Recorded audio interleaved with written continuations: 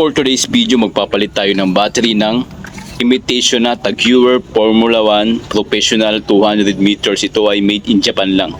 Kasi ang original nito ay gawang Swiss made ang original.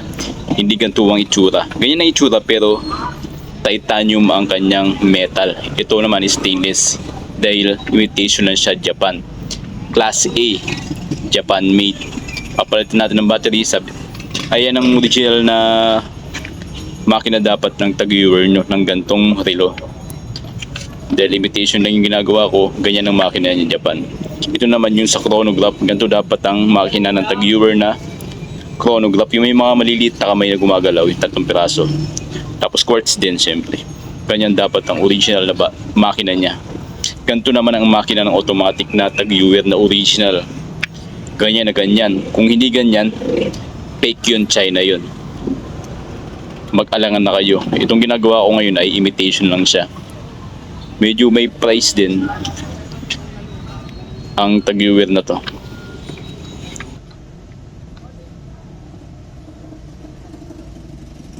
Pinalagyan ng battery. 150 singil ko tumawad, 130, sabi ko sige. Ang kaso babalikan daw niya. Hindi ako pumayag. Sabi ko hintayin mo na. Wala pa namang 1 minuto ito tapos na kaya ayon naghintay. Siya at a blink of an eye ay tapos na agad syempre dahil galawang profesional. Tayo dito alam nyo ba bakit hindi ako pumayag na iwanan niya? Mahirap na kasi baka mapasok tayo ng sindikato, fake yung ipapagawa tapos iwan tapos pag bumalik ay kukunin na ay sasabihin na original ang relo niya. Tapos fake na ang ibibigay natin. Nako, nag-ingat lang tayo, may mga ganyan kasi na pwede mangyari ngayon. Hindi naman sa advance ako mag-isip.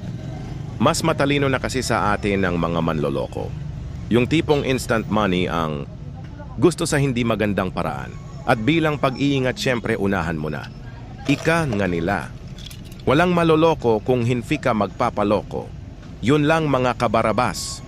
Sana may natutunan kayo sa video natin. Kung nagustuhan nyo baka naman pwedeng humingi ng pabor. Pa-follow, like at share na rin. Yun lang babush.